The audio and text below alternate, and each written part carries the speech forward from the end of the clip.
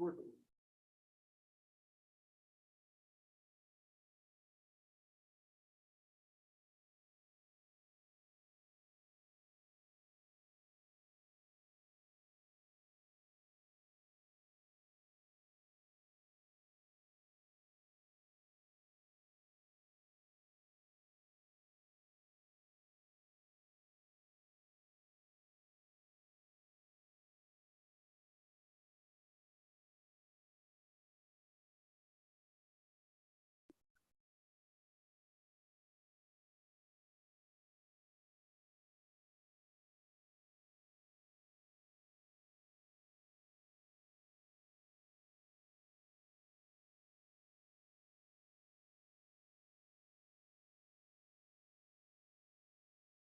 in progress.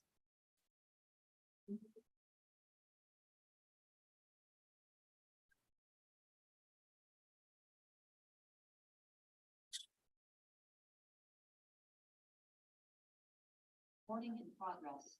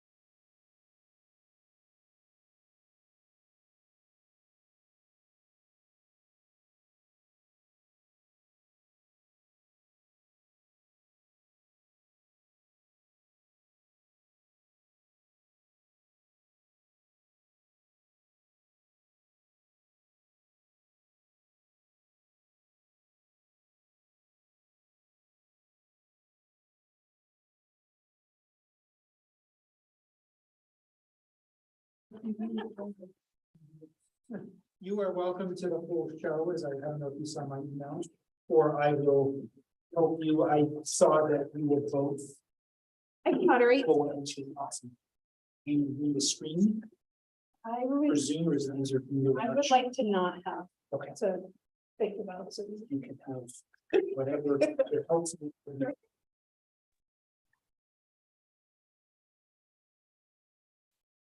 Matt. Hey, I Lee. have my microphone muted. People have, Oh, speaker. yeah, Yeah. because they'll come through the. Even though it's not my first rodeo, it's close. Orange guys. Well,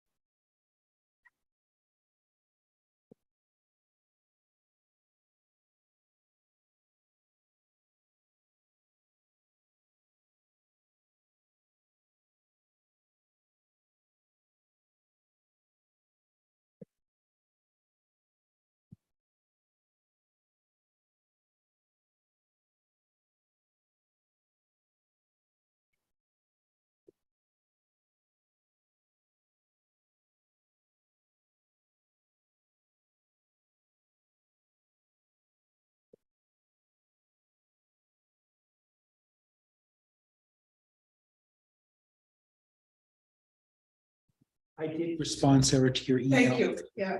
I just thought it was. I was out of town and I've been so absent from following all the emails Yeah. for the group. I just assumed somebody else would get back to you. You guys know, even replied to Sarah. But they may, I was. So you guys will let us No, that's great. We're always looking for. Think you just turn the mic on. Yeah, so whenever you. Hello, how are you? So we're good to go? See you. Happy spring. Come on. Yes, Sorry? I know, I got Okay. some for my spring flowers today. Yes, thank you for bringing us flowers. We need it. Andrew's got the flowers, Monica's got the bright Sorry. field. We've got the beach and the garden flower. No, you guys have no agenda handouts? It's not. All right. It's not. Okay. Yes. You're Hey, how are you? I, Well, we're- I didn't bring the agenda, did you? I didn't think of it. It didn't think in my mind. I knew You know, if I was that, not. Like. thrown into the fire, I would need something. So I think we're gonna get started. We're good. Yep. Yeah. All right, folks. And are we gonna be able to hear Zoom people? Sweet. All right, welcome to your Wards 4 and 7 NPA meeting. My name is Lee. My pronouns are they, them. I'm going to be your moderator this evening. So let me just run through the agenda. We do have some changes. We're going to be kind of experimenting with a format in the coming months and really fine tuning what works best for everybody. So we're going to be doing introductions first, starting on Zoom and then in the room. And we're also going to experiment with if there is a question you have, our state reps may or may not be able to be here. I believe we do have some school board folks and we do have city council folks. So if you have questions for city council or school board, you can start thinking about that now and maybe add that when you introduce yourself. I also want to drop a note that we are planning a really exciting meeting for April 26th. Something we're really excited about is we are going to be having a hate-free Vermont forum. The Vermont Attorney General's office serves as the state's clearinghouse for reports of bias incidences, discrimination, and suspected hate crimes. Through the Hate Free Forum series, the office hopes to identify existing gaps in the state's response system. And then also tonight, Matt and I are going to be talking a little bit about our community work and our service to the community that we both do. We're going to be hearing from the school board. We are also going to be hearing from our city council on a little bit of a town meeting day recap and what comes next for those measures. All right, well, let's get started with Zoom folks with introductions. Jeff, do you want to get us rolling? Sure. Hi, everybody. Welcome. I am from Ward 4 and I am on the steering committee. I don't think we can hear Jeff. Oh, no.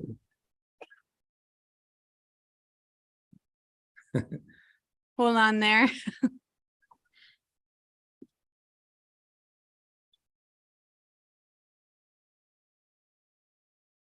Asking to speak. All right, can we try again, Jeff? Sure. Jeff Clark, Ward 4 and steering committee. Loud and clear. All right. Welcome, everybody. And let's go with Mary next. Mary Danko, Director of the Fletcher Free Library. Excellent. And Bridget, do you want to say hello? Hi from Washington, DC, Cherry Blossom Marin, peak. Welcome everyone to the NPA and thank you very much to Lee and Matt for moderating and organizing this meeting. Thank you. And let's see, Al, am I seeing that name right? Yep. Hello, my name is Al Bellucci. I use he, him, and I live in Ward 7. And to echo kind of sort of what Bridget said, thanks to, all those in the background that make these NPAs happen. And I know I'm missing a lot of folks in the background, but thank you for your work. Thank you. And Sylvia. Hi, Sylvia Knight from Ward 7. And thank you all again for your work. I can only be here for until 7:30 when I have another Zoom meeting. Great. Well, thanks. Thank you. And Sarah, do you want to grab a microphone and start the introductions on that side of the room? Sarah Carpenter, Ward 4 City Councilor. Mary Cappuccini, Ward 4 resident, dipping her toe into NPA meetings. I've been to several on Zoom, one other here in person, and really get a lot out of them. All right. And this way. Thank you. My name is Tyler Davis. I live in Ward 4. This is my first Ward 4-7 ward meeting, but I was a founding steering committee member for Ward 8 when it was created, and I was a student 6 or 7 years ago. So trying to get Excellent. involved in my new community. Great. Welcome.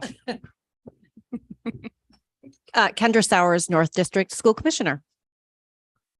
Monica Ivanchich, Ward 7 School Commissioner.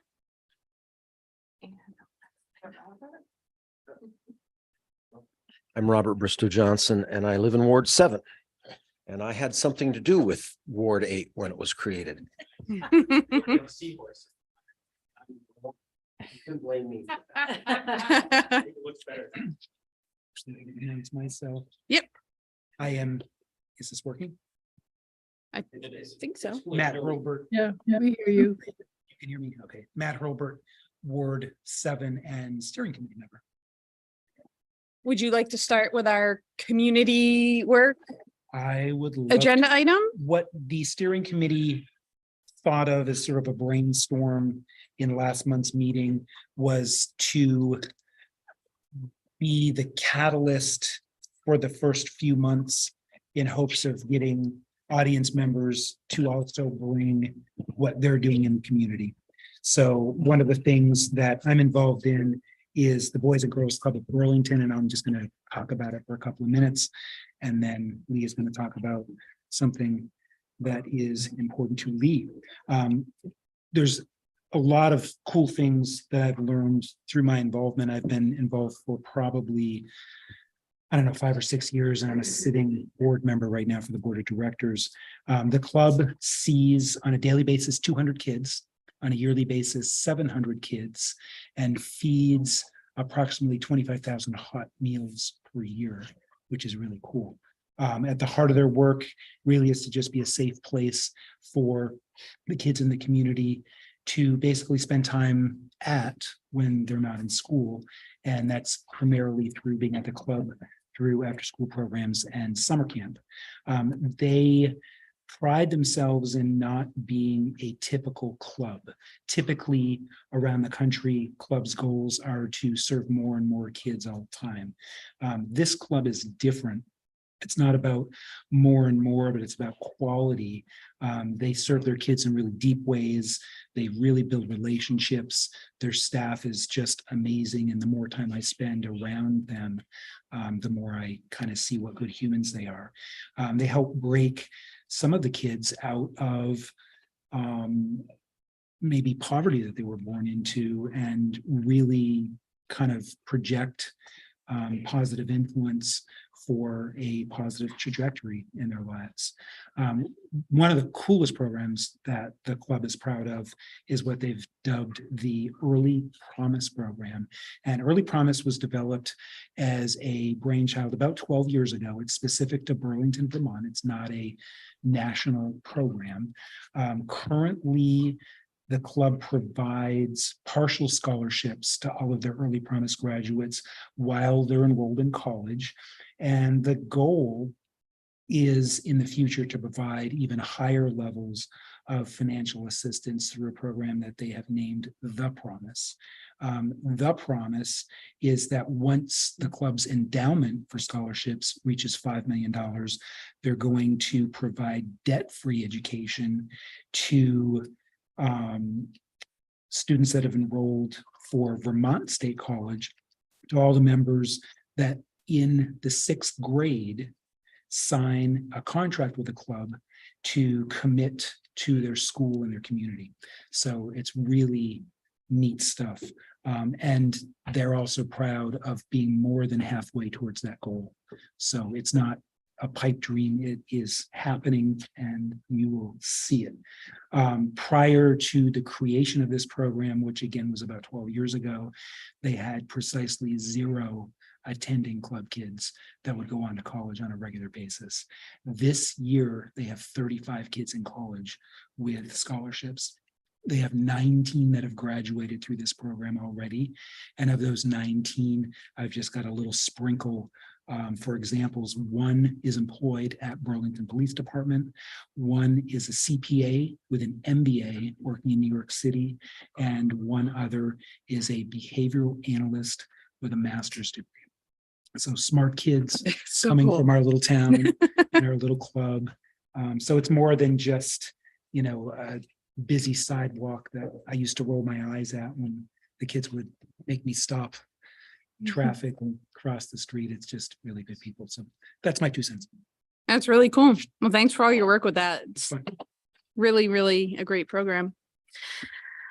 Well, so once again, my name is Lee. My pronouns are they, them. So I'm going to talk a little bit about my community work. I say a lot that I am a civic engagement nerd. So a lot of my involvement is in the realm of civic engagement, city government, and anything that surrounds that. I've been appointed this year to the Community Development Block Grant Advisory Board that operates through CEDO. Every year, Burlington gets an amount of money to allocate towards projects that address anti-poverty strategies. I can't talk really too much about the specifics until after the allocation process, which is the final allocation happens actually tomorrow night. And then at some point soon, I will be giving a bit of a presentation on that, although anyone can access the 2023 application, the grant applications on the CEDO website.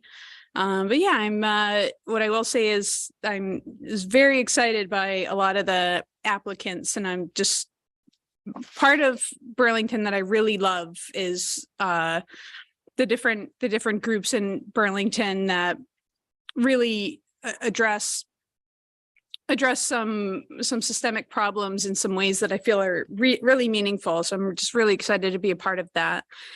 I was recently appointed to the Parks and Rec Commission. I just had my 2nd meeting last week, so I'm still learning a lot about what we do.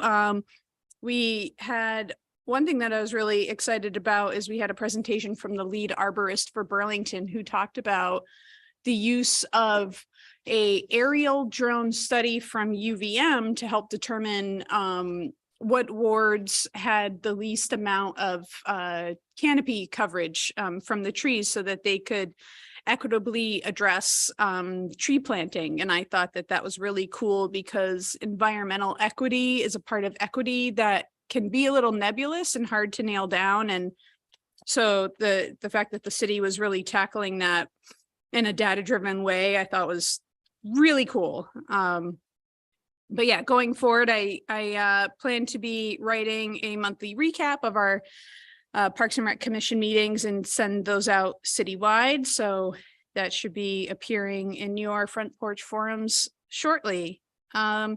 I also am a city council enthusiast. I go to most meetings because I think they're really interesting.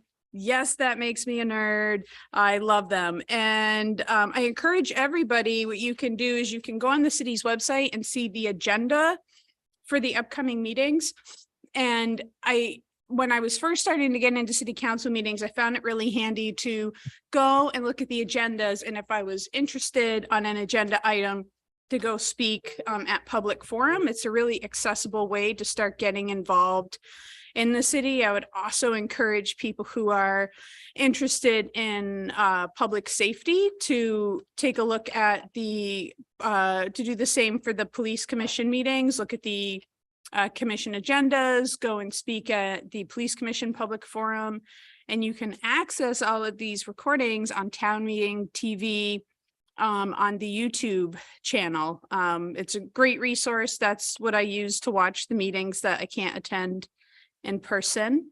And then not on a committee or anything, but unofficially, I also do a lot of houselessness and recovery advocacy work that can be in, you know, going and speaking at public forum on relevant agenda items, bugging city councilors with lots of emails, which Sarah's familiar with, or doing direct work with people out in the community. So that's my word on that. We're now going to move into the Burlington School Board agenda item, and have you folks come up to this table. And we since we just had an election, just to refresh people's memories, if you could give us like a little synopsis on what the school board is. Lee, before we move on to school board, could we see if there are any announcements that folks have? Oh, yes, I must have Looks like skipped Mary over has that. one. I skipped over that agenda item. Yep, go No ahead. problem. Thanks, Jeff. That's exactly what I was going to do. I can't stay for the whole meeting, but I just wanted to give a quick announcement. The library is doing our next strategic plan, and we have a survey that we would love for folks to fill out. The URL is super easy, fletcherfree.org/survey. So if you can promote that, for the folks here, if you could fill it out, that would be great. And if you would be so kind as to promote it in your minutes as they go out, that would be awesome too. We really do take community input very seriously when we start looking at what the library needs to be doing for our community in the future. So please take some time and fill it out. It's only 4 questions with a place for comments, so it won't take long at all. Could you say the link again? Sure, it's fletcherfree.org/survey. Thank you. Thanks, everybody. Have a good rest of your meeting. Thank you. Sarah, Just a couple of announcements. can you speak into the microphone? Just so our Zoom folks can hear you. Thank you. Just a couple of announcements. I think you all saw that last council meeting, we passed a resolution to support our trans neighbors, and just wanted to call out that March 31st is Trans Visibility Day. And I'm not sure what public events there'll be, but I just wanted you to be aware of it.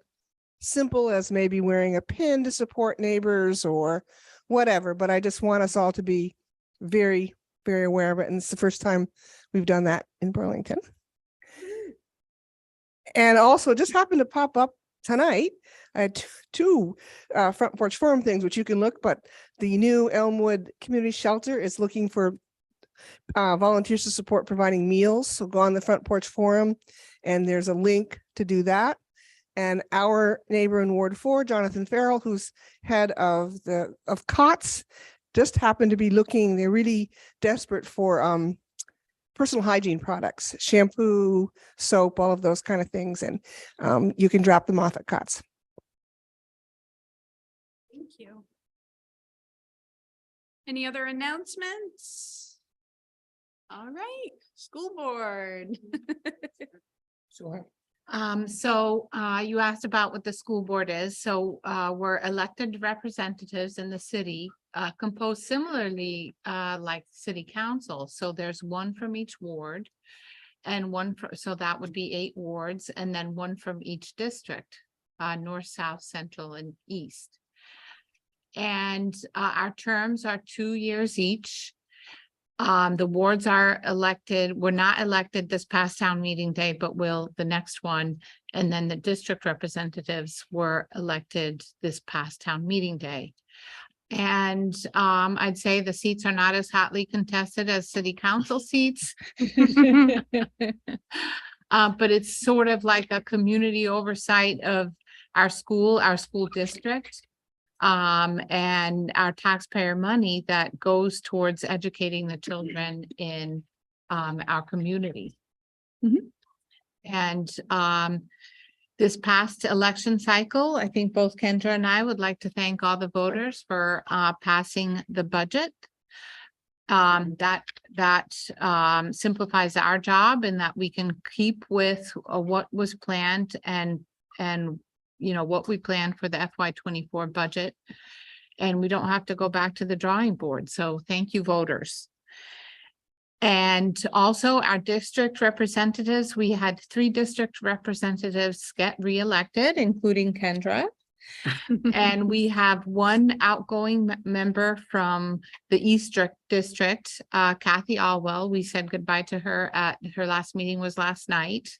And a man named Gary Golden will be sworn in beginning of April. So, so that's in a nutshell what our school board is. And I'll pop in. So yes, thank you all for voting for the school budget, as Monica said.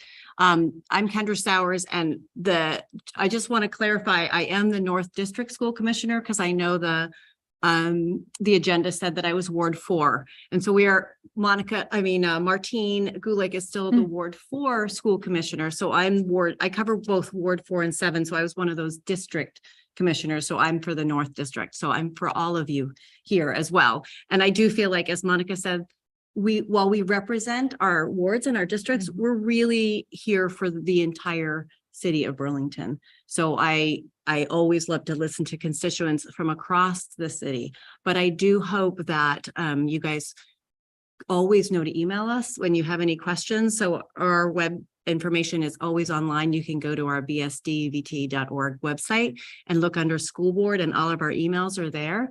And we really welcome comments, feedbacks, questions. Sometimes every couple months, we're at the Bagel for Saturday mornings to answer your questions. And as Monica said, the school board is really that oversight of school at a high level. So we look at policy. We have a couple of functions, which is the superintendent evaluation, which we take really seriously. We do that every year. And also the oversight of the budget, which is huge. So we're already starting to look at next year's budget. So that is a big thing with what we do. And we look at kind of from a policy standpoint. So we're not in the operations side of things, which I think is important for everyone to know. So schools are run by the school professionals, by the principals, the BSD leadership. And so that is not where we are. So we're kind of the 30,000 foot view, helping to manage the policies of the district. So the only school district employee that the 12-member board oversees is our superintendent. Correct. Yeah. Happy to answer questions. Oh, I have a few more things. We did the BHS BTC groundbreaking last week, which was really exciting. We had a lot of the city councilors there. We had Mayor Weinberger there. We had our school board representatives there, and Chair Wool, and the superintendent, and teachers, and just families. And it was really fun to kind of kick off this exciting new venture for Burlington. I think we're extremely lucky. And again, thank the taxpayers for approving the bond. And it's going to be kind of fun to watch this new building. They're starting to, They're doing the abatement in building A. So right now you can't see anything, but it is happening inside building A. They're doing asbestos containment. So important stuff before you see the big demolition come down. And you'll really start seeing construction, I think, start in like mid to late summer. So exciting. Yeah. In our neck of the woods. They are. We're starting with A, like we're at different times. All the way up. Yep. Yeah. Does anyone have questions or things that we haven't addressed or anything on your mind? What's the timeline of the new school? Yeah, so the original timeline was to be in there in the school year of 2025, so end of August, and I think it's pushed by a couple of months, but we're gonna have at the next school board meeting a full timeline given to us. We had to start a little bit late because, as you all know, we have a lawsuit against Monsanto for the PCBs, and there was some back and forth of them needing to collect evidence and stuff from before we could do anything and tear down the building. So that has a ripple effect on timing, but you will see a full schedule and they'll be presented at the next school board meeting next month. Yeah. Yeah, the tricky thing is that if it's getting pushed past August 25, well, how are we going to move into the new school if the school year started? So so that'll be something that we'll, I think, be discussing at the next school meeting. I just want to say my daughter is a freshman this year, so if it had been finished in August 25, she'd be a senior there. So, you know, I'm like 15-minute walk from the school. So I'm like, come on, finish it on time. I guess there's a question online. I'm not seeing one. Okay. Okay.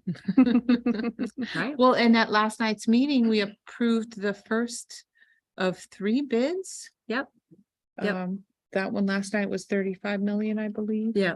So like the for the concrete first phase. Yep. Yeah. And some projects, all 3 bids would be approved all at once. But to us, it was explained that if we wait for that, which wouldn't happen till May or June, we would miss this construction season. So we're doing it in 3 steps. That's smart. Trying to be expeditious Yeah. in this process. We need a high school. So yeah. Yep. Good. Well, if there's no questions, please always reach out to us if you do. Yeah, do you have one? I know, you know, it's so funny. It's like, we really want to, but apparently because of the contamination, we're really not supposed to. Yeah. I just want to relate something which a lot You use your microphone, sir. Sorry. This is Cecilia. A lot of people, when I went to high school, we built that brand new high school and there were so many kids, they couldn't put the 9th graders there. So we got bumped. I couldn't go until I was a sophomore because there was too many kids. They held us back. This high school. Yes. Wow. Oh, my goodness. You have fond memories.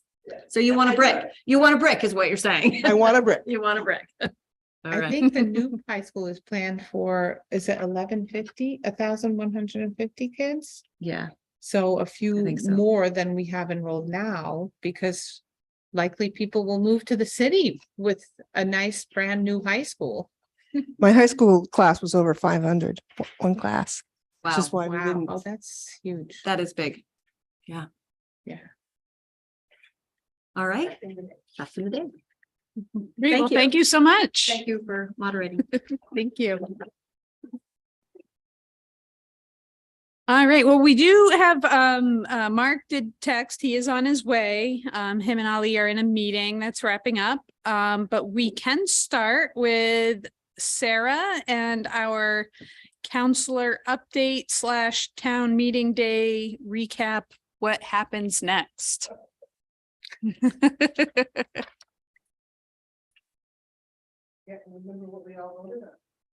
I know, I was pulling up the ballot items myself. I have a list if it helps. Oh, you do? Good. That does help. You want me to just read the list or? Sure. Yeah. I've got it here. I'm only partially organized because I was afraid I was going to get thrown into moderating. So don't expect it all the time. The list that was a reminder in an email a few days ago was the school budget, the ranked choice voting, all resident voting, redistricting, carbon impact fee, and last but not least, polling place locations. It's where to start. There's a table. I could sit at the table. Was that a subtle suggestion, Robert?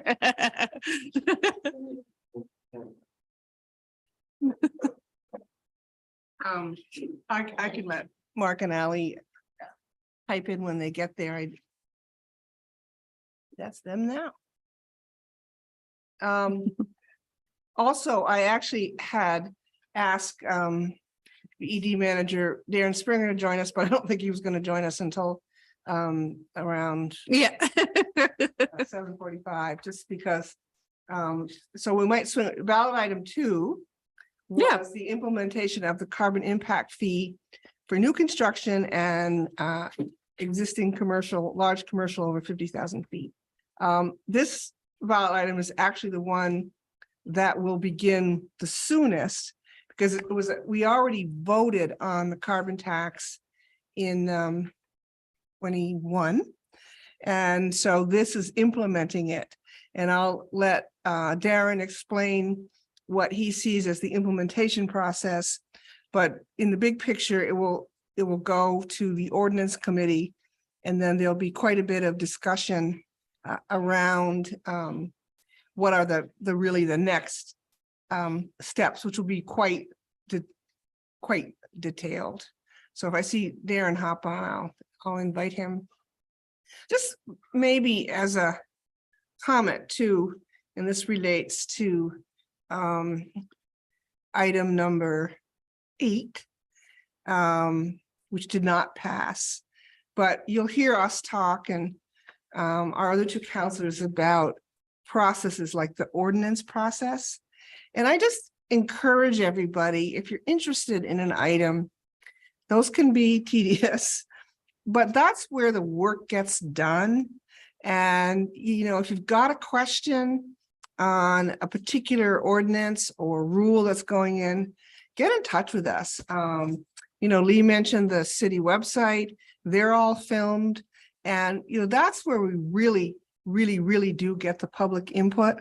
The city council meetings, we very much enjoy the public input, but because of the timing, it's limited. Usually the committee meetings are more informal. You often have a chance to go a little more back and forth on something. So if any of these things that pop up, if you've got an interest in them, contact us. We may or may not be on the committee, but we're happy to give you more information. One of the things that the steering committee had asked us was for each of the counselors to talk about our committee assignments, but we won't have those till next month. So I think the steering committee decided to delay that. Yep. And we may or may not be all, I suspect that some of us will remain on the same committees, but some of us may change. Again, in particular, it's all on the city website. If you see our name on one of the committees, very much get in touch with us if it looks like something that would sort of come into our bailiwick. Redistricting. This was 18 months of very painful work. And I don't know, what do they say about if nobody's happy, you've done a good job or something like that. It's like that analogy, when you punch the balloon, something pops out. And I think in total, we officially looked at 27 maps of all varieties. To be honest, a lot of them did not directly affect the New North End, for sort of varied reasons. The growth as of 2020 census was more in the center city, and in particular, Ward 1 was the largest ward. So that meant we had to sort of pare Ward 1 down and move people around. Robert and others have made reference to Ward 8. I think it was an experiment that didn't work great, primarily because over 75% of that ward were students on campus, not just students on campus. And one of the difficulties with that is it's very hard to campaign there. They're only freshmen and sophomores. They tend to leave in their junior and senior years. So it's very transient. It's very hard to get engaged. After many iterations, we have, I think the Ward 8 is around 50% in dormitory students. And then we moved a number of streets to try to encourage more permanent residents in Ward 8. So that took a significant amount of focus for us to try to get something. It made Ward 1 people somewhat unhappy because they were the biggest ward, we had to move them. So then the question is, what pieces of them do we move to where? Now, when you say we had to move them, can you talk more about that? Like, why does redistricting happen? And what are the rules around the objectives? Sure. So basically, one person, one vote. So every jurisdiction, be it a ward, a district, a city, has to represent an equal amount of student or equal amount of residents. So when it changes in one ward or one district, then we have to basically equalize it. So, and the census is every 10 years. So we were operating on the 2020 census data, and there can't be effectively more than a 10% difference between the largest ward and the smallest ward. And that's to make sure that everybody is as equally represented as possible. Okay. And that is the push. How do you make each ward and subsequently each district fairly equal in size? And one of the complexities of that is the Census Bureau puts you in something called a census block. And it's not like we move individual houses. You kind of have to move streets or parts of streets or blocks. One of the confounding issues was all the students in the dormitories, which is, I think, and Robert can correct me if I'm wrong, it's just about the largest census block in the state. And so we did, in fact, divide it. Generally speaking, in larger areas, you wouldn't do that, but it has such a overwhelming effect on the city of Burlington that we made provisions to divide that, at least that census block. And we did in a few others. Again, you want to follow the natural boundaries of neighborhoods, but sometimes that's just plain hard to do to equalize the number of people in the ward that you want.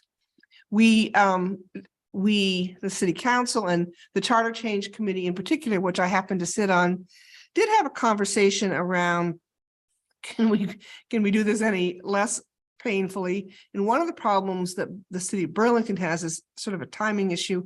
We, because the current districts are embedded in our city charter, that means we have to go to the state legislature to get the permission.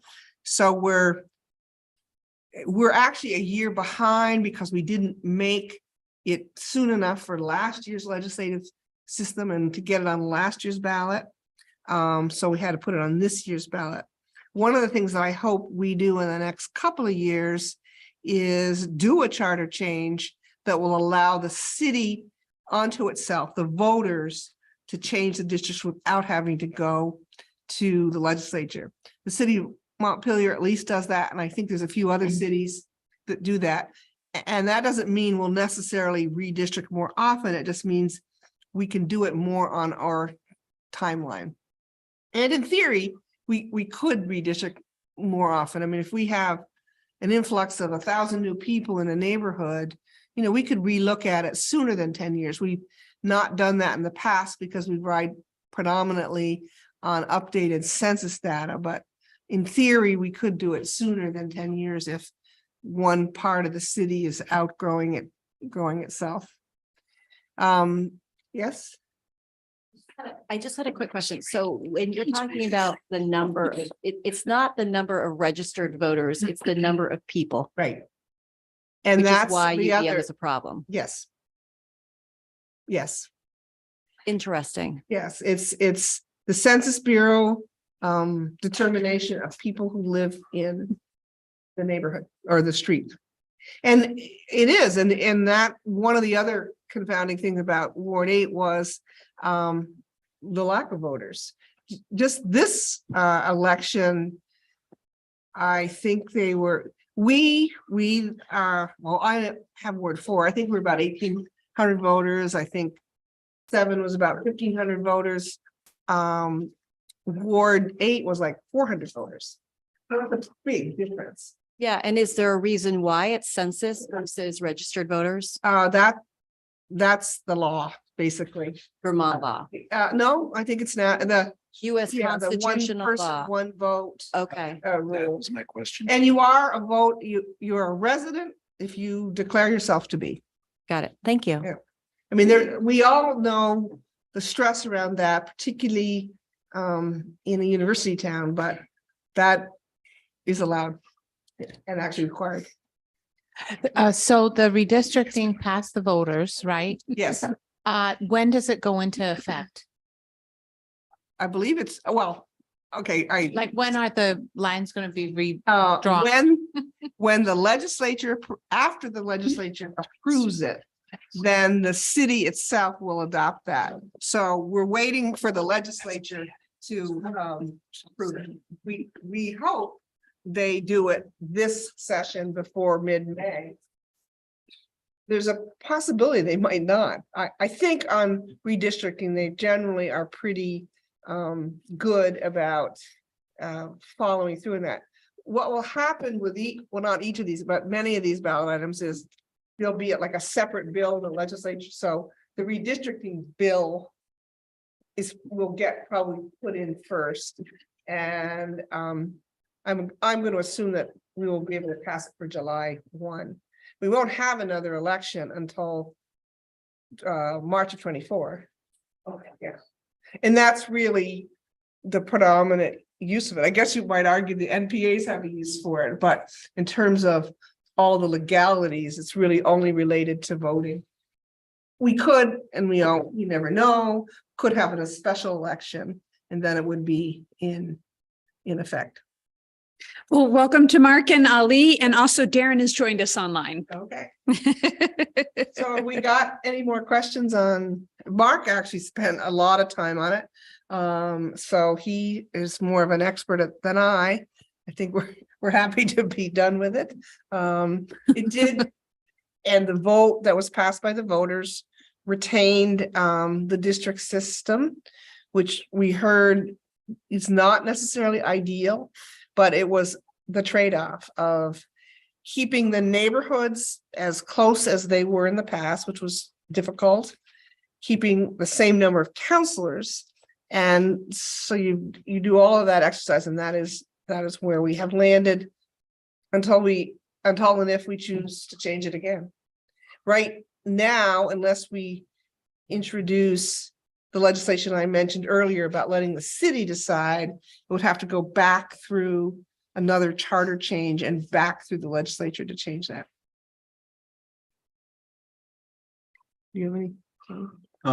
Just on redistricting and retaining districts, it's really about a compromise on math and the size of the council and the school board. So there was a group of folks who thought 16 was too many, and so we didn't have a politically viable path forward for losing the district system and keeping small wards with 8 wards with 2 counselors each.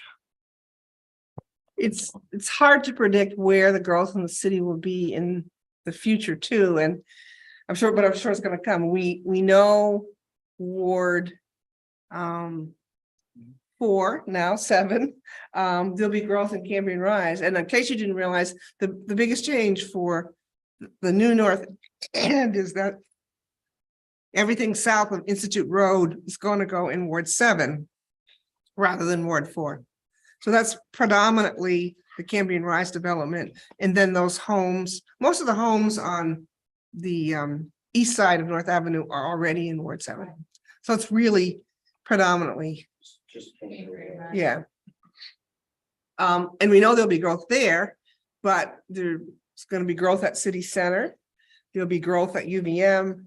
And so when those all officially kind of come online is something we're not very clear on. It's a safe bet. We'll be struggling again with it after 2030. So. Yeah. Or even. Before you walked in, I had just started, and Darren, I started a little bit with item number 2, which was passage of the carbon impact fee. And I had explained that that is actually the first thing that we're going to start implementing, and that it would go through an ordinance process. So I thought, Darren, maybe you could just spend a couple minutes on how you see that going forward. Great. Thanks, Sarah. Good evening, everybody. Good to be with you. Darren Springer, General Manager, Burlington Electric and Ward 7 resident. My understanding, just from having some further conversations, is that it is likely that there would be a resolution introduced at some point, perhaps as early as April, to start the ordinance committee process to look at implementing ballot item 2, which is the set of buildings policies related primarily to new construction, also the large existing buildings, and implementing the alternative compliance carbon fee for buildings that don't use renewable fuels and heating systems. So my understanding is now that voters have approved that on town meeting day, that will go through an ordinance process. We do have some existing policy related to new construction already. So I think there's ordinance that can be built upon as opposed to being created brand new. And Burlington Electric and the Department of Permitting and Inspections will be looking forward to working with the entire council and the ordinance committee to help implement that, with the goal being that it would start in 2024. So hopefully this is something that over the next couple of months can be put into effect, and then folks who are looking at doing new construction or have a large existing building will know that they have some time to plan before 2024 comes around. Glad to answer any questions or add any additional information if that's helpful. Yes, this is Councillor Yang, Ward 7. Darren, can you hear me, right? I can hear you. And it seems that we're talking about the ordinance committee and also the city council, but what will be the involvement of the committee while creating this policy? Yeah, my understanding is ordinance committee would be the lead committee that would help to draft it, but the council would have to refer the resolution to the committee first, and then ultimately the ordinance would come back to the city council, the full council, for approval. And we'll be the department, Burlington Electric Department, and the Department of Permitting will be available for any ordinance committee meetings that happen that where we can assist with any of the work going on there. So basically, it's just anyone who is interested in the crafting of this to show up ordinance committee meetings and also city council. That's it, right? Okay. That's right.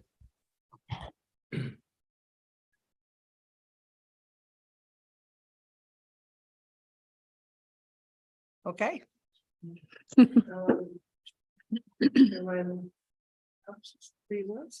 redistricting. Oh, okay. I have the Oh, good. statement of votes cast here. Okay.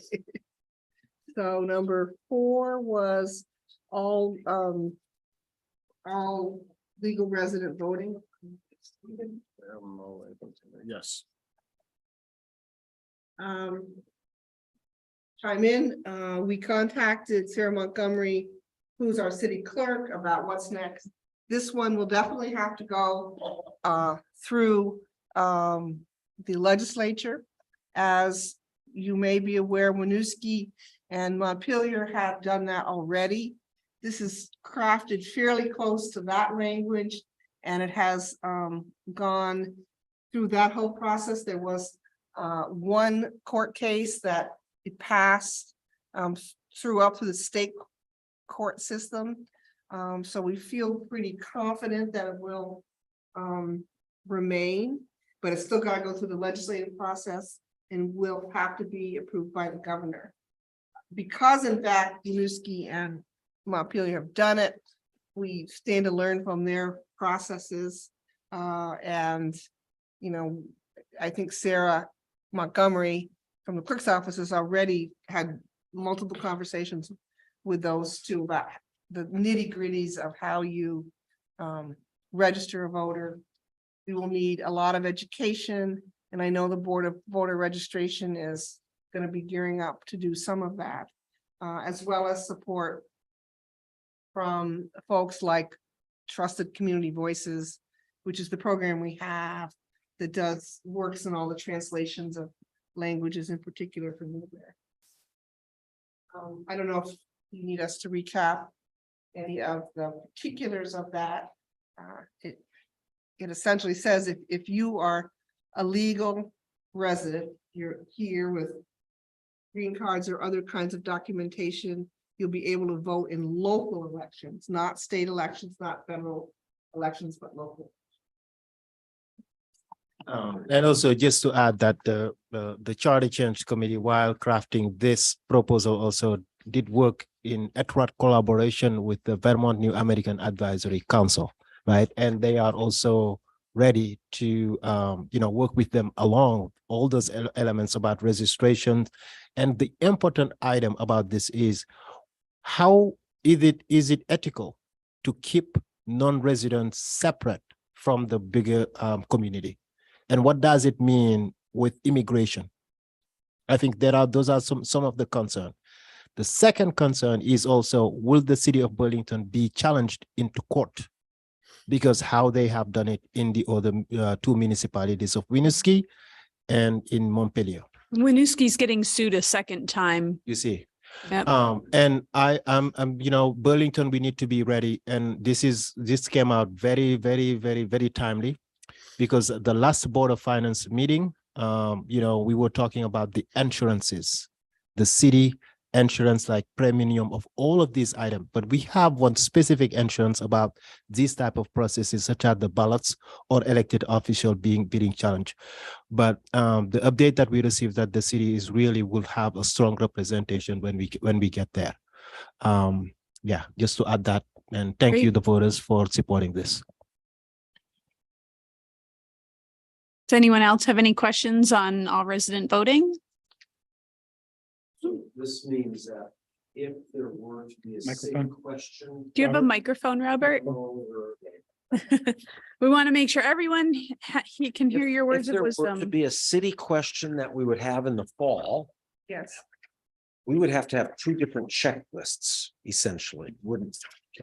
Because the regular state election, these folks still are not going to vote in. Right. We would, and actually, just for the school board members, if you're not familiar, the second suit really relates to voting on school budgets. And a premise is that involves state money, so therefore these voters should not vote on it. We'll see where the courts land on that. I think the sentiment is that's a stretch, because the voters of the city of Burlington actually vote on the budget. And the city itself gets lots of state and federal money all over the place. That's a good thing. And that, for example, wouldn't discount you from voting on a city budget either. But the particular suit, I think, is around, can these neighbors vote on a school budget, because technically it's going through the state funding process. So we'll see, maybe one of our state reps can answer that question, but that's where it is right now.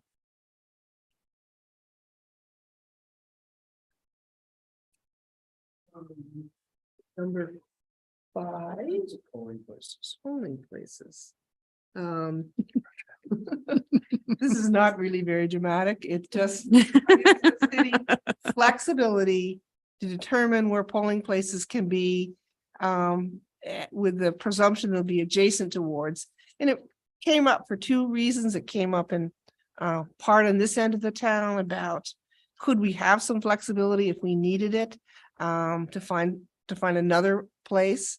I think as people who go live to the polling places diminishes, there's opportunities for joining polling places. During redistricting, there was some conversations about where a polling place was, and it didn't seem prudent to have redistricting being driven by where building. I mean, Edmonds was the biggest example because it's on the corner of 3 wards. So we didn't want to have that be a driver. I don't, in the short run, expect anything immediate. I've just expressed my own personal opinion. I hope 4 and 7 can vote in the new high school whenever that comes. But it's really just to give us flexibility. Yeah, I'll just add that, yeah, Ward 6, they voted at Edmonds Middle School for years and years, and they wanted to be able to do that. So with this, they still will be able to. Yeah.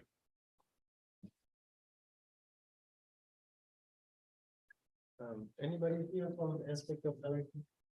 Yes, I want to understand whether or not people came in person to vote, or they simply just sent their ballot through the mail. What the data is saying, if anybody here. I don't know if we have that on the breakout you have. We have it. I don't know if we have it right with us tonight. These are just total votes. These Yep. are not No, broken this out is by. just a in-person. general question that I. Yeah. know. Actually, it's interesting. We should get that next time. I think it was something like in this area, about 2/3 voted and 1/3 in person.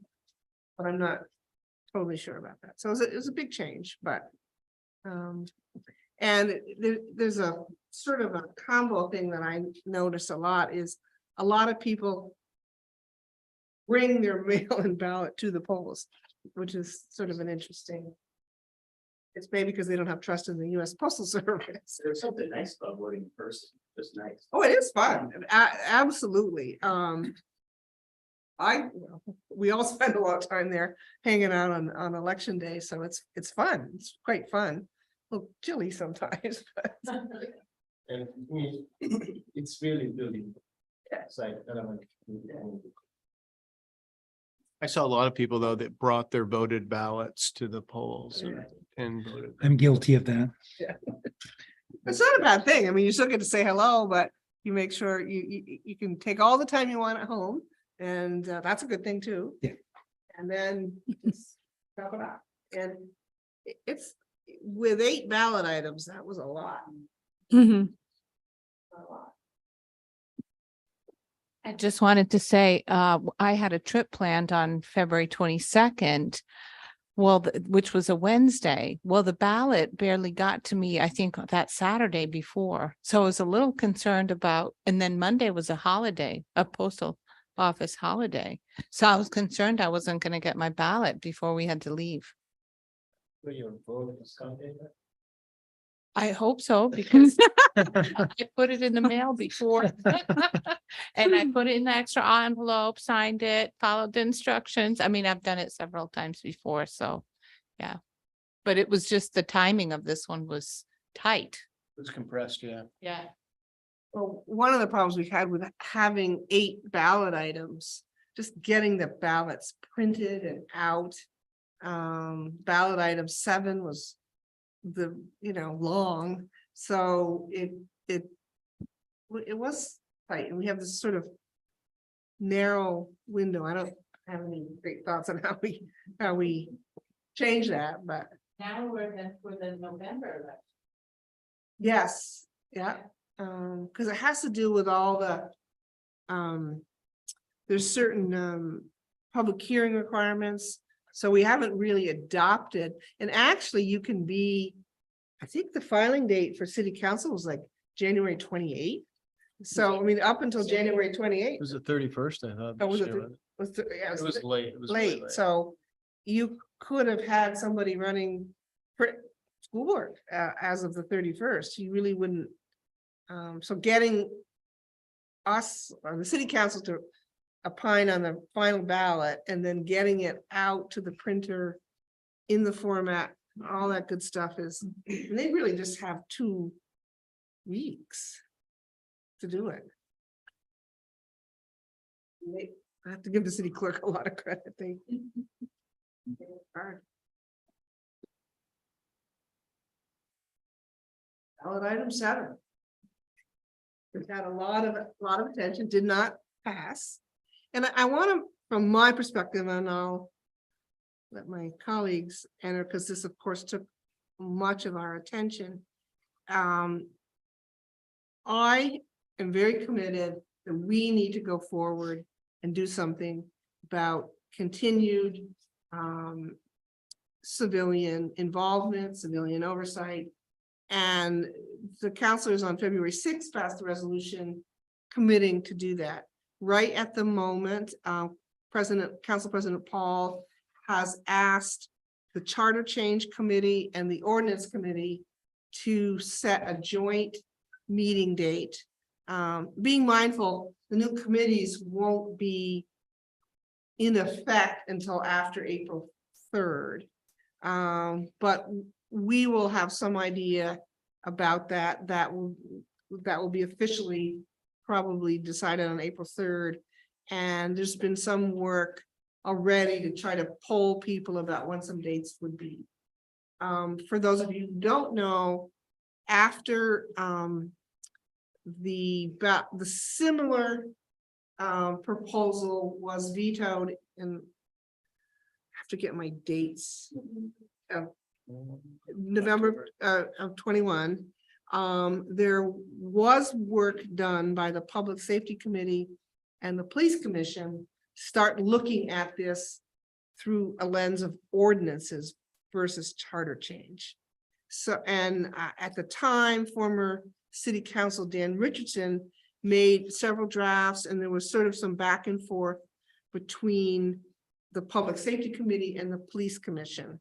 And, you know, looking at varied possibilities, a lot of which would have been based on more authority for the Police Commission itself. There still is I'm just going to call it a glitch within the charter. And I believe this is true in almost all municipal charters, that the police chief has the final say in all disciplinary matters. And that was, to me, loud and clear that we need a further appeal process and process for that. So I think it's fair to say we may end up with a small charter change, but I think the work to be done, and I hope we hit the ground running between charter change and ordinance, is looking at what we can do through ordinance. And the value to me of ordinance is it's a very dynamic process. I encourage you all to attend those meetings and have your input. My opinion, when it's embedded in charter, unchanging it becomes very, very cumbersome. Things like, you know, the membership of, if we end up with an outside group who can be on it, how it's done, you couldn't change any of that if it had been adopted in charter. If it's adopted in ordinance, then we can, you know, look at a variety of things. I also personally, these are my personal opinions, I think we can look at different models. A number of communities have added something called an independent monitor. That's a paid position professional that would say support the police commission in if a disciplinary action goes to appeal, they could have access to somebody to assist them in investigation and oversight. So I think we need to look at some models like that rather than necessarily a whole new department to do it. But what are we, you know, we're a police force now of 65 sworn officers. The complaints are, you know, 15 or so a year. A number of those probably don't rise. They're behavior things, but they wouldn't rise to the level of something like excessive force. So we need to, you know, having an independent monitor, presumably maybe under contract or something, would give us some flexibility. I think we need to look at like-sized cities of 45,000 people and sort of sort out. And that's what those two committees, and I think the council himself is committed to doing. Yeah, and I think, you know, there was also a lot of misunderstanding or unfactual things about this ballot item, if we want to be frank here, right? And I think one, it was never about a department. It was just about an independent community oversight. And I think what voters received in the mail, some of them were unfactual. And I think we need to think into just being authentic about what we're saying to people, what's right, and just allow people to have a voice. What I'm interested about is to look into by words, how it passed or how it did not pass. I think that's the element that people need to think about, and also look at where it passed the most, which is in 4, 7, and 6. In Ward 3, it passed narrowly. In Ward 2, it didn't pass. In Ward 8, it did not pass. And also, if you think about it, we're talking about 70-30%. 70% said, or even maybe even less, basically 1/3, right? We knew that this proposal was not perfect, but it was owed to the community to have a say about the police. I personally knew, and I told the mayor that this will not pass. Right before the vote, the people who were organizing behind this email to prepare a statement. We all knew, but it was to be put on the ballot so people can have a say about the police. And I think right now, to these sentiments that yes, we have 62 police officers or 66, there are actually more that are in the academy that are coming. It's no longer about we do not have more police officers, but now it's about the oversight. And I'm glad that the city council did pass a resolution before even this ballot so that we can take control. I think, to me, from my perspective, this is a win for Burlington because we're having the courage to at least have this conversation. Yeah, I'll just finally add that, yeah, I think it's a priority of the city council, high priority of the city council to take this up immediately after we, swear in the new councilors. I think that, and get the committees formed. I think this will be one of the first orders of business. I will second or third that. I think everyone on the council is committed going forward. And we need to look at what will work best for Burlington. It passed or failed. 36% were yes, 64% were no. And the two wards that passed it were 2 and 8, and it failed in the other wards. Our wards were 74% no, 25% yes. Questions. That's 4, and on 7 it was 3% no, or 27% yes.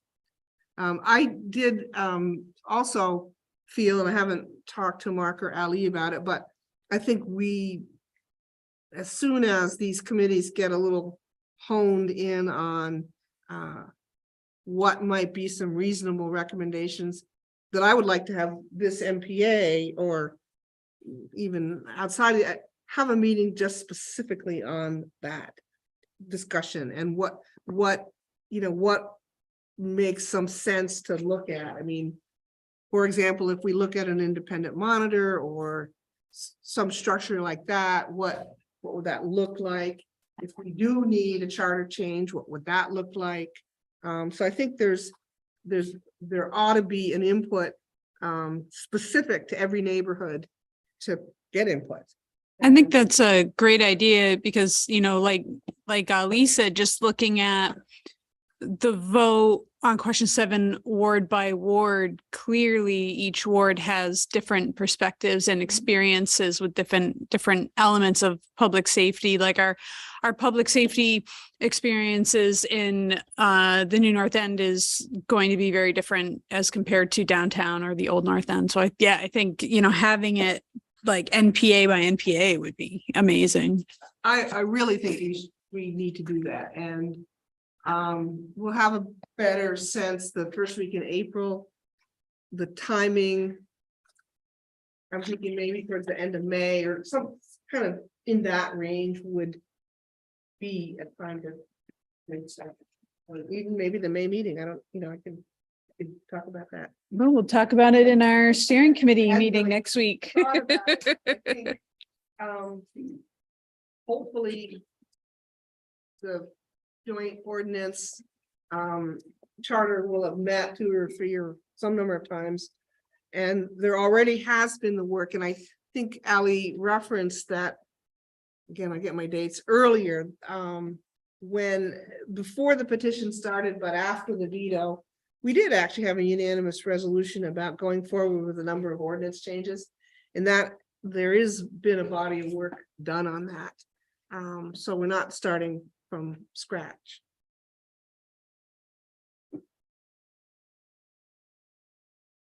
Any questions?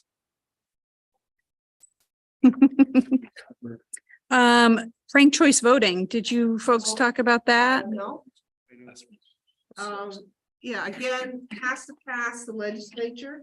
We passed it. And it has been approved with legislature for the election of city councilors. The thing that was voted on this time was to extend that to all city elected officials, including the mayor, school board, ward clerks. So any elected city official will now be elected using ranked choice voting. We basically have in ordinance the process to do it, one that Robert hasn't always agreed with, but it is an ordinance. So my expectation is that's what will happen. The city clerk, because we've now had 2 elections with it, one, the special election in December and the one we just had here in March. So it has been implemented. So we'll be waiting to hear from the legislature about how that goes through. And I don't know if a lot of times when the legislature votes on something like that, they'll vote it on, approved upon passage. So it just depends on how quick the legislature moves. And as I mentioned before, Representative Hooper will actually sit on the committee that gets to review that. Each ballot item comes in as an independent bill and has different timing depending on whether if it's something gonna move quick. I don't know, Bob, do you want to comment on that at all, or the ballot change on ranked choice voting for Burlington? Okay. Grab a mic and Mike, right in the front chair, Bob. Oh, he's got it. Yes, sir. What do you think? So I don't. Ranked choice voting. We've been round and round on this. My personal opinion is that if we go back to the system that we used before that had noticeable flaws in it, we're not advancing the best foot forward sort of thing. My deep well of ranked choice voting knowledge sitting beside me here, and people that he has made us familiar with, think there are better systems. You might remember when I put out a front porch forum thing about, it's not ranked choice voting. It's one of these systems of ranked choice voting. There are all kinds of them, and some are more reliable than the others. So that's kind of the conversation we're having in Montpelier at this point. I put in a bill that laid out a particular framework that any system that we adopted should fit into. It's still on the wall, and we've already had crossover, and who knows what's going to happen with that.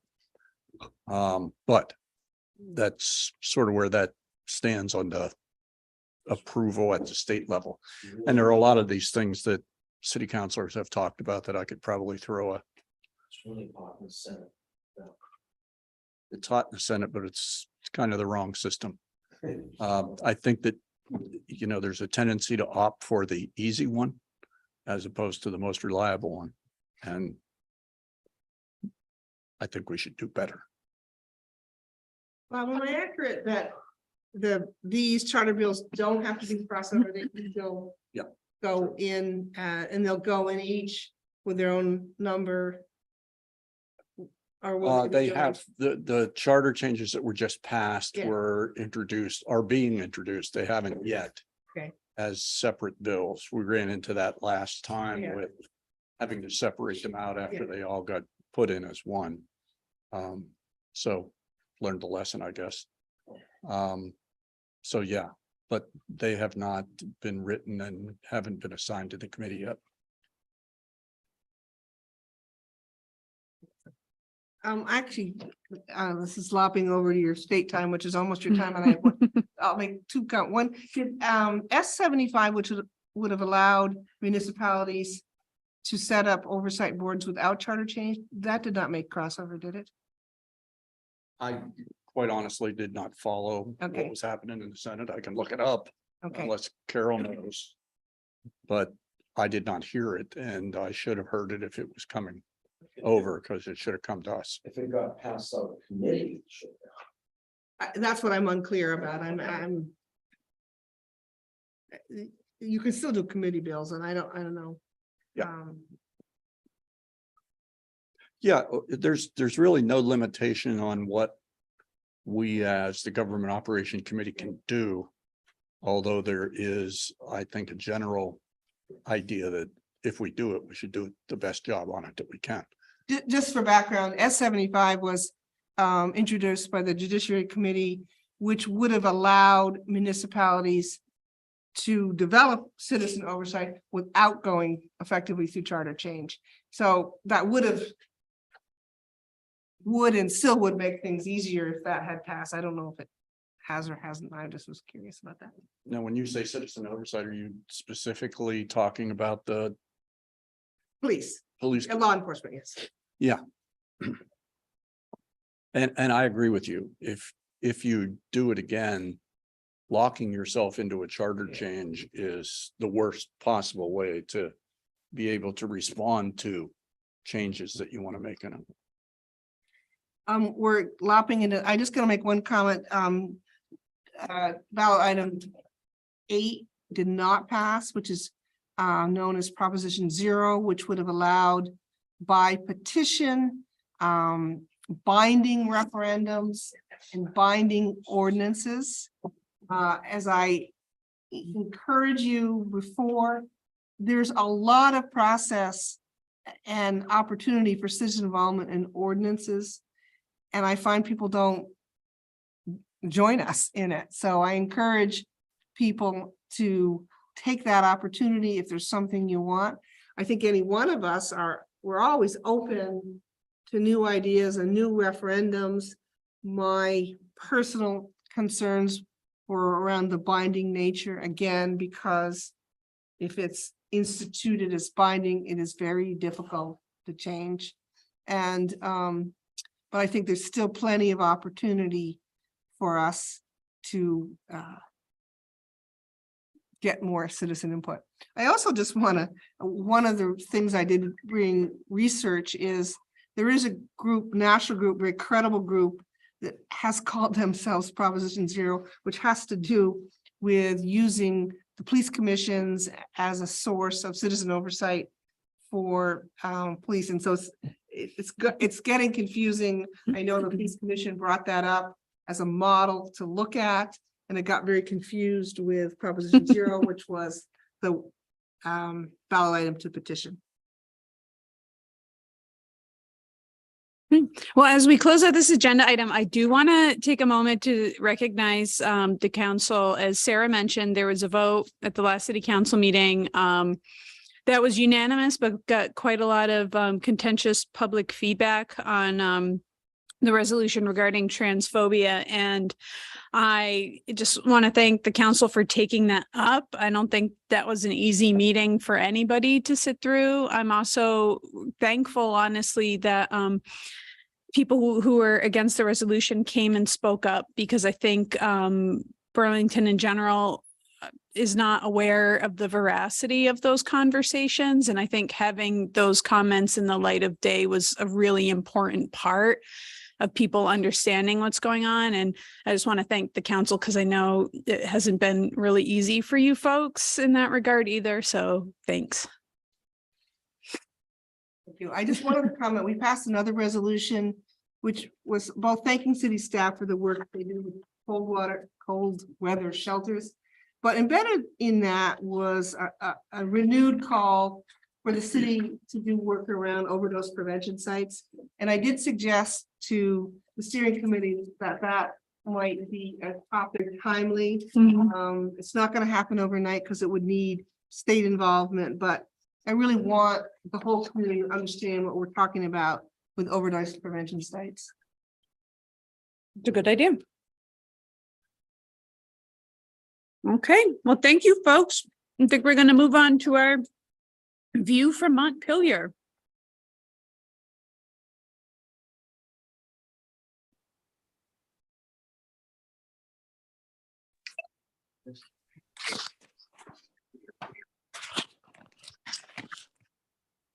And we also have Carol joining us via Zoom.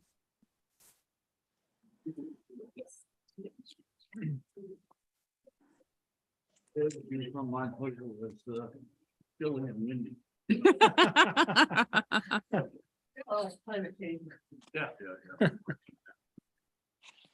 Hey, Carol. Hi, hello, everybody. I suppose Emma was going to be here. She went to take care of the kids, probably. She signed on. I don't see her signed on. I'll pull the chair out for you, Carol. I think I'll just. In spirit.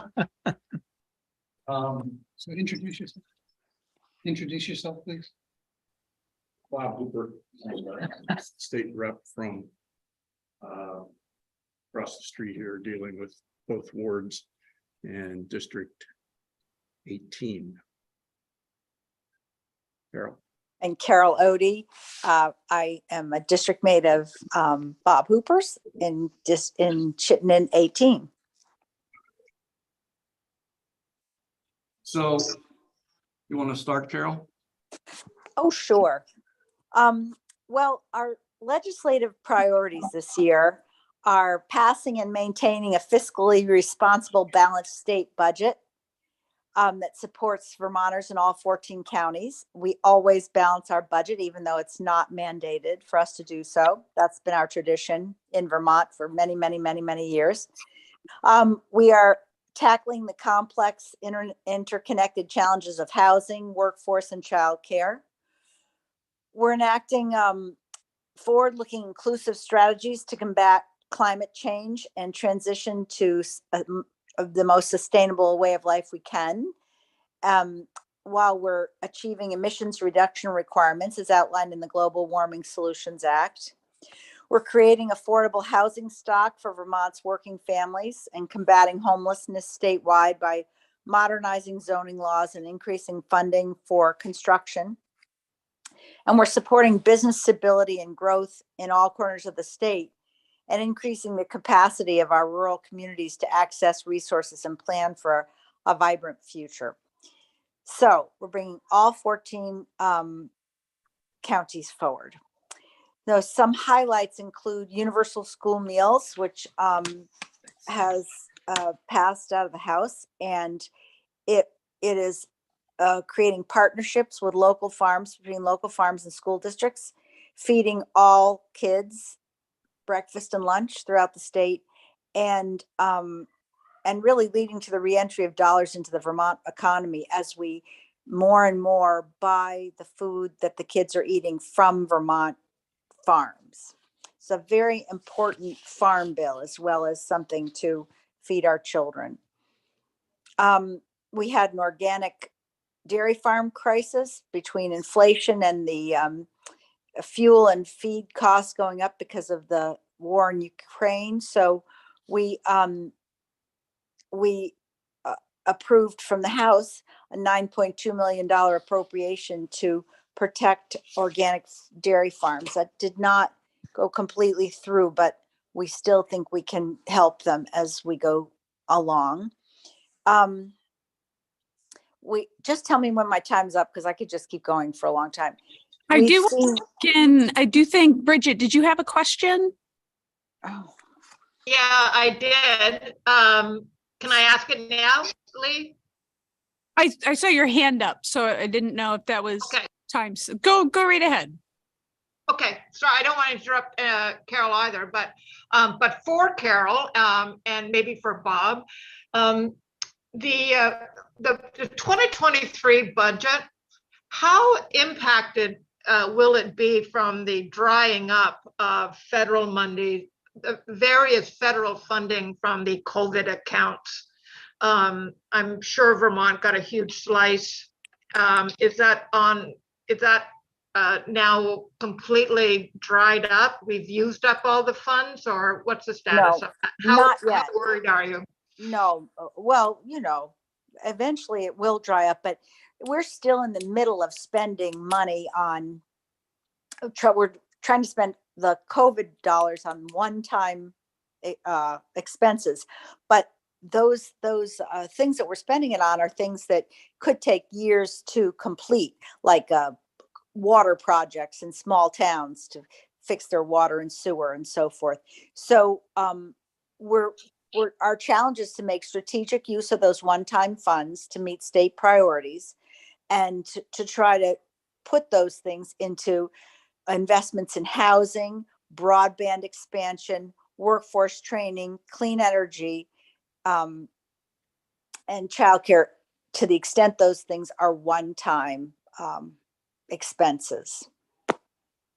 Thank you. We'll get more money from infrastructure.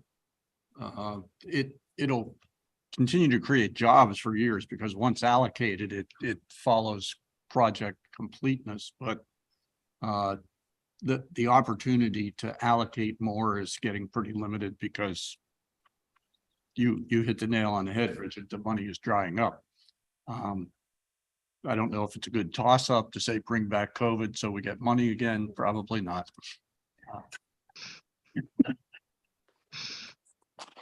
Thanks, Bob. Thanks, Carol. You're welcome. Carol is on Ways and Means. So yes, that's kind of where the funding government side comes from. Those appropriations, which is where the spending side comes from. So she has a pretty good handle on what's going on in terms of projects, et cetera, and their status. Did you have Yeah, this is more of a comment, and I appreciate it. you have a microphone? Thanks, Robert.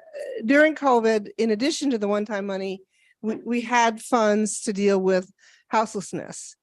That is really drying up on the kind of operating side. We've done I think a big slog of allocation to build new housing. That's all a good thing, but that's still 2 and 3 years out, because it takes you that long to find sites, build, and then really some of it's probably as long as 5 years out, because you just can't build quick enough, fast enough. So I'm sort of offering that as an observation, because I think we have such a crisis, and we're going to have this gap, I guess, if you would, where we have less ARPA operating money to deal with houselessness, and we haven't built housing fast enough. So that's a big concern. it's true. It's very, very frustrating. And it's frustrating to me, because I think that a lot of times we aren't stringent enough with the expectations of what we want built. So, instead of looking at something for elderly people to move into, we're seeing South Burlington with 4 or 5 bedroom houses. I always say there's a difference between affordable housing and housing that's affordable. So, that's something I think we need to be more diligent about, making sure that the need in Burlington is not dictated by a need in Barry or some other town. Because we have different populations, we have different sort of industries to serve. We should be tailoring our needs and making the builders, if they want to participate, build what we need. So did you want us to keep going with some other things happening, or is our time up? I don't have my watch. Your time goes till 8:45. So okay, good. All right, so let's see. I'll talk about building our workforce.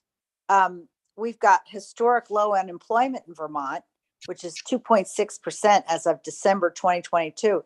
But we have a desperate need for more trained, skilled worker in every sector, especially essential sectors, including healthcare, nursing, construction, and education. So we're developing and improving incentives and workforce training pipelines for these essential workers.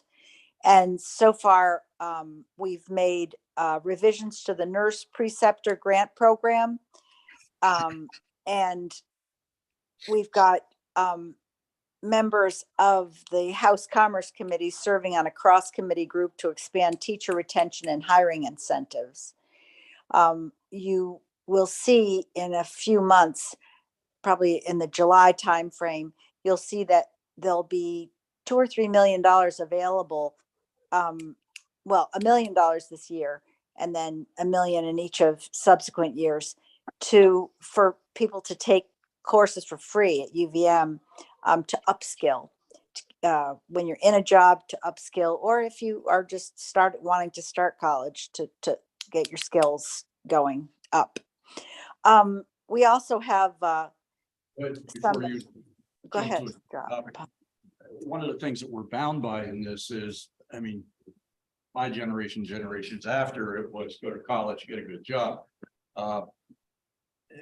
And I think we need to pretty much revamp our training perspectives too, because if you look on Front Porch Forum today, people are still asking for a plumber and they're virtually impossible to get. So we're also looking to funnel people off to voc, because quite frankly, a lot of the academic jobs just aren't paying as much as they used to. And the number of them is decreasing. So happy campers are working campers. So we're trying to people get that in their mind. Yeah. Follow up after you take us somewhere, Carol. Okay. All right. So for VEGI, which is the Vermont's Employment Growth Incentive Program, that's a funding vehicle for Vermont employers that incentivizes the creation of good jobs. And we are working on a bill to extend that program's lifetime. Bob, do you want to add anything to that? The auditor doesn't like it, but frankly, any office that, or anybody that has any ability to drag businesses into the state, I think we should really look for it. I mean, and there are certain problems that are compounding this. I mean, UVM, you see, a large percentage of their nurses are traveling nurses, and you pay a traveling nurse 2 to 3 times what you pay a regular staff nurse. One of the reasons they can't recruit people is they don't have housing, so they're solving the problem themselves by building residents, basically. A lot of other organizations in Vermont could help by doing the same thing. When IBM was here, you remember they used to ship jobs out to New York and places like that because they couldn't get help here. Training is crucial for our state economic plan to go forward. Yeah, true. Our Corrections and Institutions Committee, they are continuing to fund critical infrastructure projects in the state and this is good for the state in terms of improving, for instance, state police barracks and state offices, and it also provides jobs. And one of the things that we're looking at very closely, or that committee is the doing something about the Women's Correctional Facility, which is now housed in South Burlington, which is a bad place for people to work. It's a bad place for people to live. It was set up as a jail and not as some place for people to get programming and to be in the safest environment that they can be when they're incarcerated. But one of the models being looked at right now is the one in Maine, where yes, there is a small portion of the building that is a more of a traditional correctional facility, although it's full of light and it's different from what we have in our correctional facilities in Vermont right now. But it's the place where if you need the highest amount of supervision you can be. And then there's a step down facility or where people actually are, serving the sentence, but they're also going out to a job and coming back at night. And there are rules around how they're living there, but basically it's getting women ready to live in the outside world by essentially living and working in it during the daytime hours. So that's a pretty exciting idea. And we're not only working with Buildings and Grounds and Department of Corrections on that, but we're working on with people like Mercy Connections and Vermont Works for Women and agencies and nonprofits who work with the women in the facilities and when they're coming out of the facilities. So we have something that really works for everybody in corrections. Bob, do you want to say anything about that? Well, hitting on corrections is probably the department that is in the worst overall shape of any in state government. Staffing is minimal. People are working 2 or 3 shifts. They're basically pleading for people to come and work there.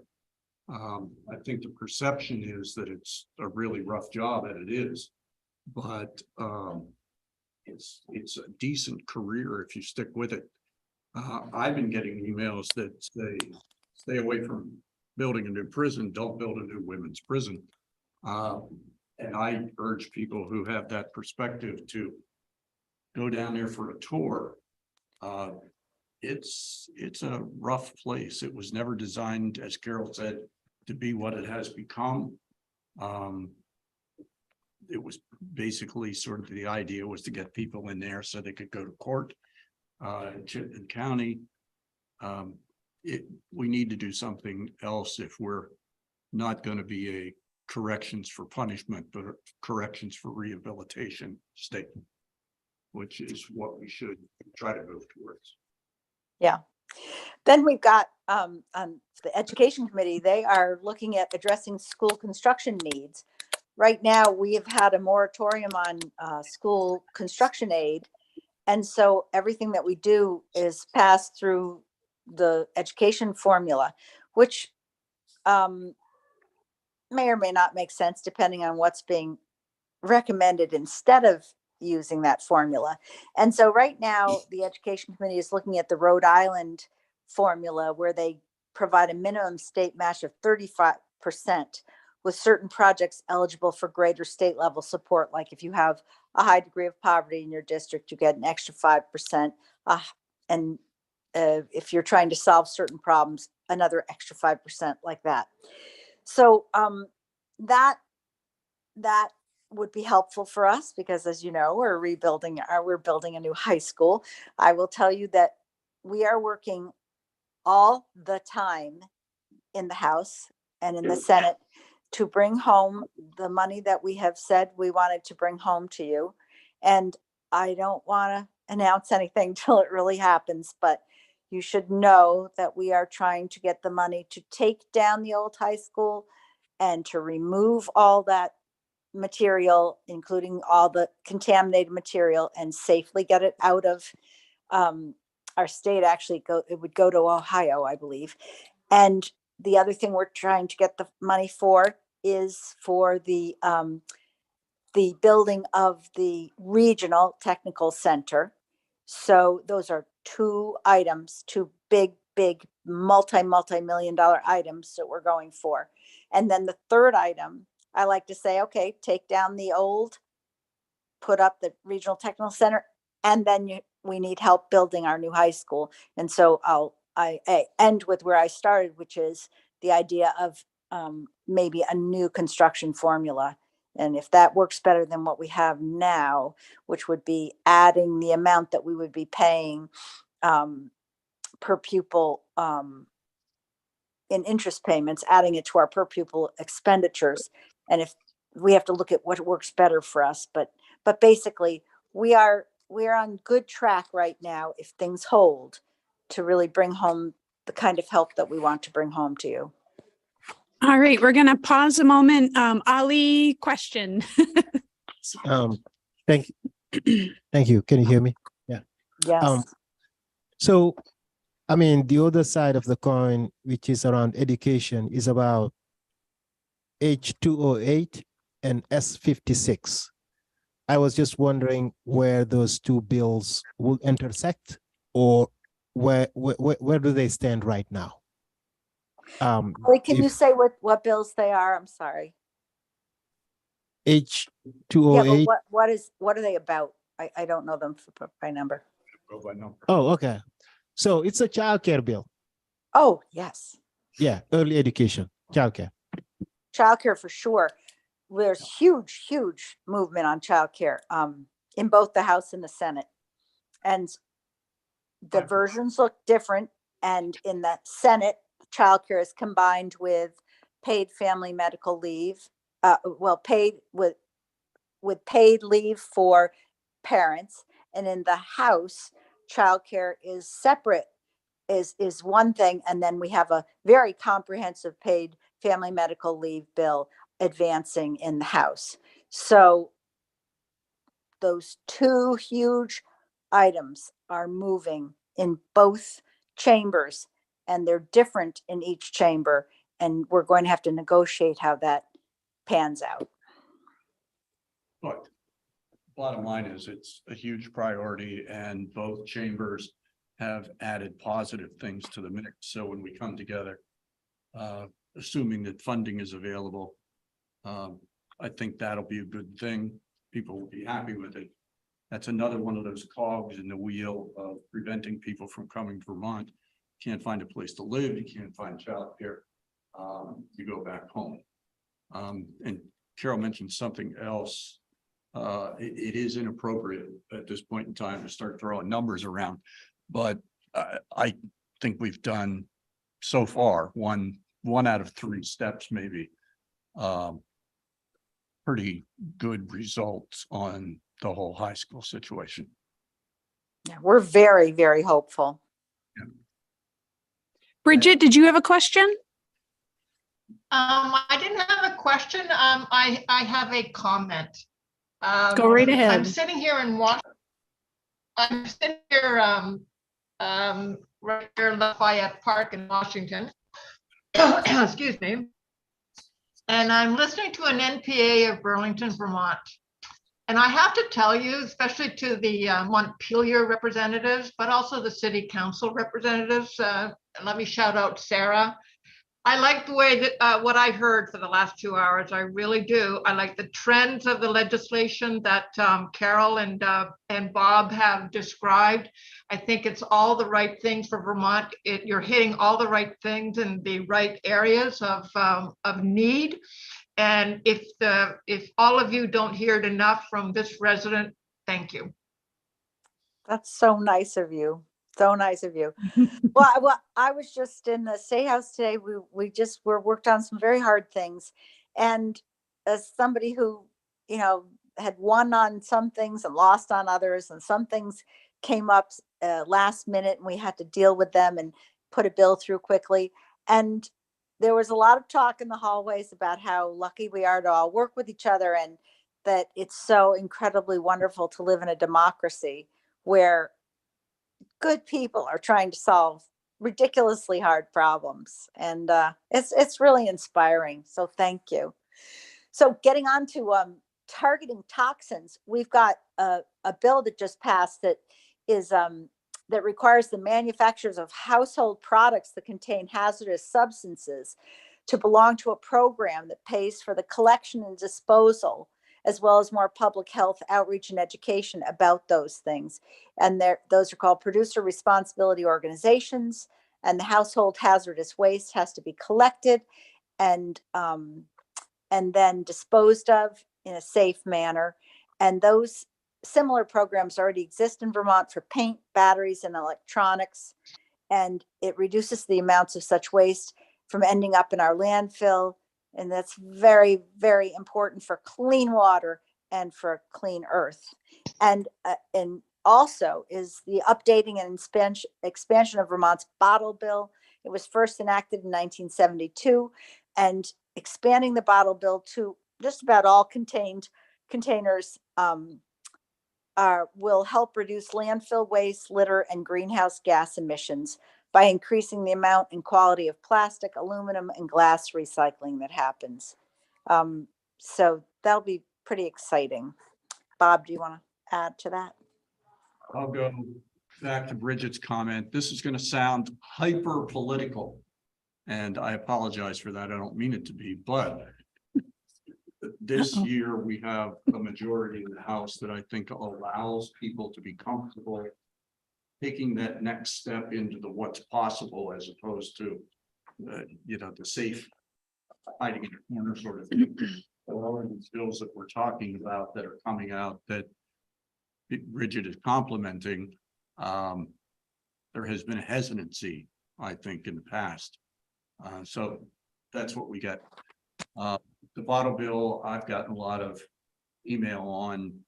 It's not as bad as the seaweed, but there's a whole big crappy island of plastic floating around in the Pacific Ocean.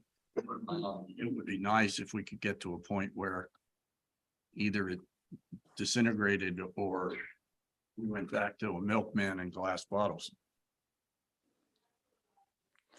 Okay, so now under healthcare. You have a question. Oh, go ahead. Thanks, Ali. I don't have a question, but I just have a comment, and I'm going to just speak from the school board. And thank you so much for all of the work that you are doing for the schools, and especially for Burlington High School. And the tech center, and we're talking about jobs, and we're talking about good paying jobs, and the tech center is super important for this whole area. And so to get some money from the state to help us support that facility, because we had to make some hard choices when we were deciding to keep the tech center or not.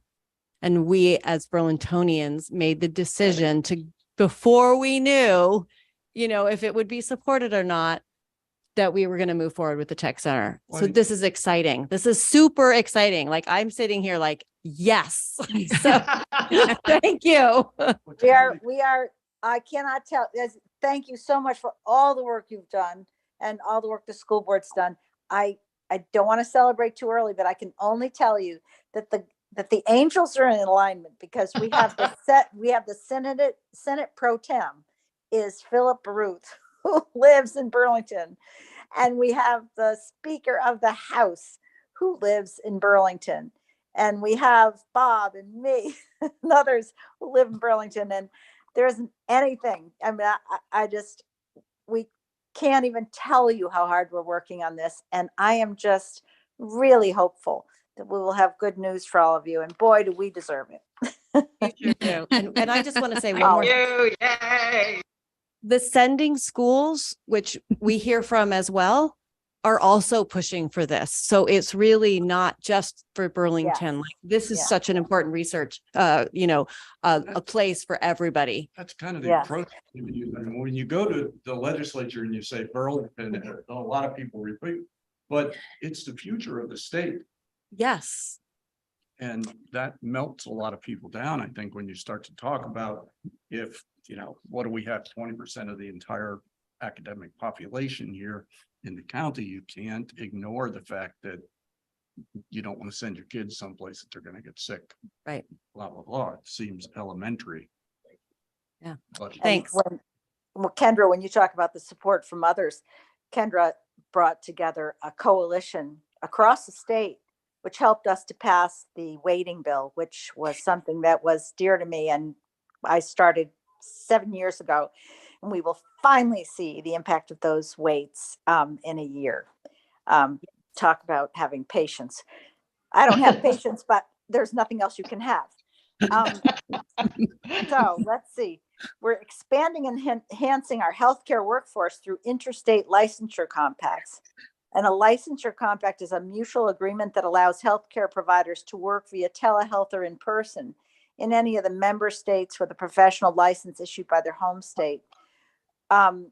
Without these compacts, the healthcare providers have to undergo costly and time-consuming process of receiving separate licenses in each state where they intend to treat patients. So we're really trying hard to make it easy for Vermonters who live here to get healthcare. And also, like when you send somebody off to college, they can keep their healthcare provider, or if you move and you want to keep a healthcare provider, we're trying to make it easier for that to happen. We just had a vote today on a suicide prevention bill. Hold on a second, Carol. I'll Go ahead. add to the compact thing. The other aspect of the compact thing is it allows us to recognize the credentials of nurses, physical therapists, psychologists. We've done 5 or 6 of them. We have not gotten to the nail salon one yet, but it allows people to fluidly go across lines and continue their profession here. The first one we did of any significance was the nurses one, because as I mentioned before, traveling nurses are incredibly expensive. And we're supposed to get a report back next year of whether it was a benefit or a detriment. People come, people go. But those are things that we're doing to make working in Vermont easier. You're on. Okay. So what we know is that more than 700 Vermont residents died of gunshot wounds in the decade from 2011 to 2020, and 88% of those deaths were suicides. And children are 4.4 times more likely to die by suicide in a home with a firearm compared to a home without one. So what we're trying to do is, and our suicide rate is extraordinarily high in Vermont. So what we passed today out of the House on second reading, excuse me, and we vote again tomorrow, is to reduce suicide by lethal means with 3 distinct strategies. One is to mandate safe storage of firearms in places where they might be accessed by children and those legally ineligible to possess them, such as felons. This does not mean that if you have a firearm in your home, you do, and it's within your close proximity, you do not have to have it stored safely. You are in you are in close proximity to it. So you could have it, for example, on your bedside table if you feel unsafe, like during the night or whatever. But it's meant to say, if you've got children or a felon around, you have to keep it within your close proximity, or to keep it locked up to keep them safe. Okay. And then we also have instituted a mandatory waiting period for the purchase of firearms. You can purchase them actually, but can't take them home for 72 hours to be sure that that you are legally able to have the firearm. And also this would be to prevent suicide, because very often people contemplate suicide and make the decision very quickly to kill themselves. And then if they use a gun, they're most likely to almost always die when they try suicide that way. Whereas if they don't use a gun, they most likely, only something like 4% of the people actually die, and then they don't attempt it again. And then let's see. And then the third one is to extend our extreme risk protection order to include family members, and so that they can help protect their loved ones. Let's see. We are working to reduce overdoses. There's increased prevalence of fentanyl now. And what we're trying to do is to reverse that trend by strengthening access to life-saving services in our communities. And Bob, do you want to talk about that at any more? I don't know. I want to see the list that you have in front of you there. writes all these notes out and then she knows what she's talking about. We've done some moderate changes to the cannabis bill, changed some of the packaging and some of the license criteria. Nothing that's really going to affect much here. The package size might increase, but the amount of THC that's in each package stays the same at 5 grams per treat.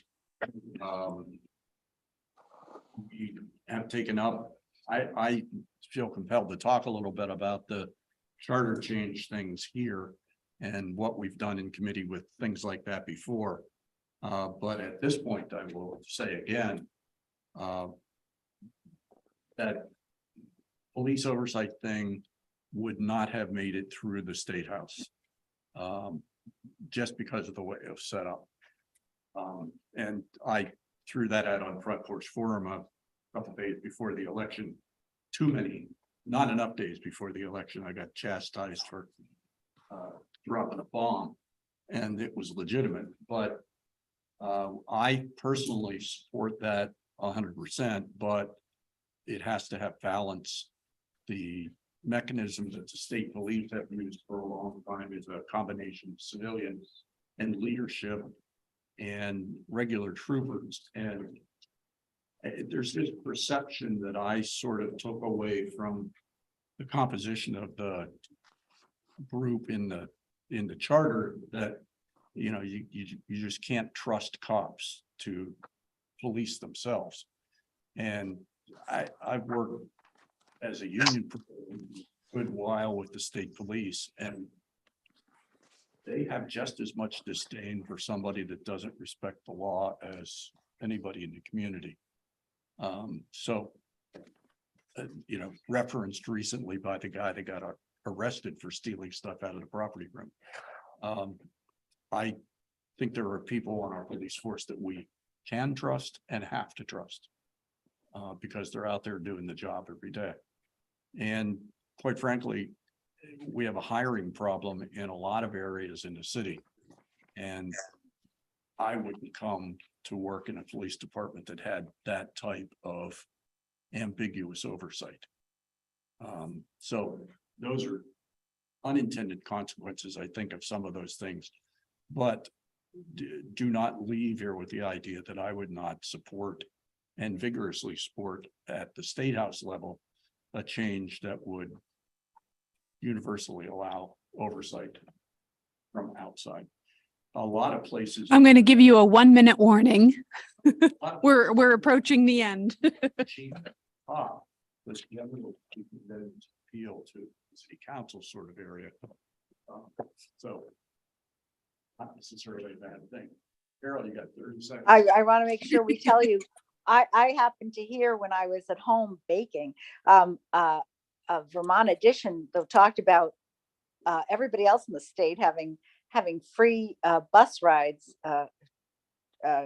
continuing on, and that Burlington was going to lose that. So, and at the same time, I got a letter from Gene Bergman saying, help us, we're losing our free bus rides in Burlington. So I got to work, and Bob and I both worked together on this, and we made sure that the transportation bill had help for Burlington that extends now for a number of months more, I think through January. And at that point in time, because Green Mountain Transit is separate from the way the rest of the state is run, there will be a variety of, not a variety, I want to say, some people will be charged and some people will ride free, and they have time to work out how they're going to deal with this. But we got $1 million to help over the next months. We've got protecting healthcare providers and patients with the SHIELD bill, providing protections for patients and providers from prosecutions and investigations by states that have banned or restricted reproductive and gender affirming care that is legal in Vermont. And it also provides some protections for out-of-state patients receiving this care from Vermont providers. And finally, we have a very progressive tax system in Vermont. we create an overall system that taxes those with fewer resources less than those with more resources. And last biennium, we passed something that's incredibly important, which is the child tax credit. And and we also increased our earned income tax credit and child and dependent care tax credits. And we also had last biennium increased the amount that you have tax-free from Social Security. And we instituted a military retirement benefit exclusion from taxes, partial. But so those are some of the things we did in the tax world and in healthcare. Great. Shield thing is very important, but it's an example of what happens in the legislature. Everything moves so quickly. You're done with this, you move on to the next. I'd forgotten about it. As lovely as it is, we do have to wrap up. But thank you everyone so much. Thank you for our representatives, our counselors, our participants online and in person. And those of you who are in person, if you have the time, please help us pick up chairs. It'd be greatly appreciated. Thank you so much. Everyone have a great night. Thank you, everybody. Thank you very much. We did good. Yes.